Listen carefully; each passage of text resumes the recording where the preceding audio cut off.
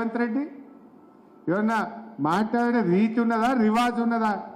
ఒక ముఖ్యమంత్రివా, ఒక స్ట్రీట్ రౌడీవా? ఇవాళ పోయాడు మిర్యాలగూడలో మాట్లాడుతుండు ముఖ్యమంత్రి. ఏమంటాడు? నేను ఎక్కడనో అడిగినా, ఏమైందా 4000 పింఛన్ ఎప్పుడు ఇస్తావు?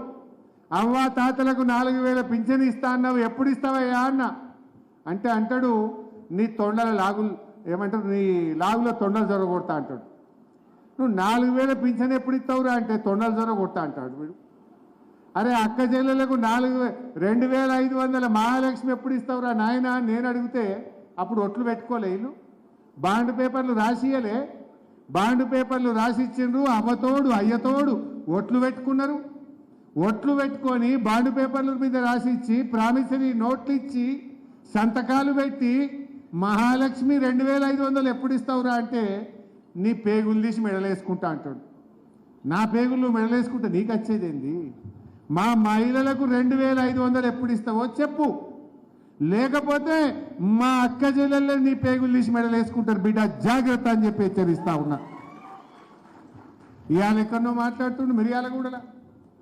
ఇప్పుడు తెలంగాణ ఉద్యమంలో పాల్గొన్నోడైతే, జై తెలంగాణ అన్నోడైతే, తెలంగాణ కోసం త్యాగాలు చేసినోడైతే, తెలంగాణ కోసం జైలుకు పోయినోడైతే కేసీఆర్ గొప్పతనం తెలుస్తుంది. ఎంత కష్టపడితే కేసీఆర్ తెలంగాణ తెచ్చిండో తెలుస్తుంది. కేసీఆర్ తెలంగాణ కోసం డిప్యూటీ స్పీకర్ పదవికి రాజీనామా చేసిండు, 2 సార్లు ఎమ్మెల్యేకు రాజీనామా చేసిండు, 2 సార్లు ఎంపీ పదవికి రాజీనామా చేసిండు, ఢిల్లీలో కేంద్ర మంత్రికి రాజీనామా చేసిండు, 5 సార్ల పదవిని గడ్డిపోచలాగా త్యాగం చేసిన మహనీయుడు కేసీఆర్. అంతేకాదు నేను నాయి నరసింహారెడ్డి గారు, సంతోష్ రెడ్డి గారు, ఏ చంద్రశేఖర్ గారు, విజయ రామారావు గారు, మేమందరం కూడా రాష్ట్రంలో మంత్రులుగా ఉన్నాం. తెలంగాణకు అన్యాయం జరుగుతుంది, తెలంగాణలో ఉద్యోగాలు రావట్లేదు, మా పిల్లలకు అన్యాయం జరుగుతుందంటే కేసీఆర్ ఢిల్లీకి వెళ్ళి ఫోన్ కొడితే 5 నిమిషాల మంత్రి పదవికి రాజీనామా చేసి ఆ ఆందోళన ముఖం మీద కొట్టినాం. మంత్రి పదవులు త్యాగం చేసినాం. 2 సార్లు నేను ఎమ్మెల్యేగా రాజీనామా చేసిన. తెలంగాణ కోసం ఇదే అక్కన్నపేట రైలు పట్టాల మీద కూర్చుంటే నన్ను అరెస్ట్ చేసి మెదక్ జైల్లో పెట్టింది. ఇది మెదక్ జైల్లో ఉన్న 3 రోజులు లేదు. నేను ఎందుకున్న జైల్లో? జై తెలంగాణ అంటే తెలంగాణ కోసం కొట్లాడితే ఆనాటి ఆంధ్ర పాలకులు ఇదే మెదక్ జైల్లో పెట్టిండు నన్ను 3 రోజులు. నేను మెదక్ జైల్లో తెలంగాణ కోసం 3 రోజులు ఉన్నా.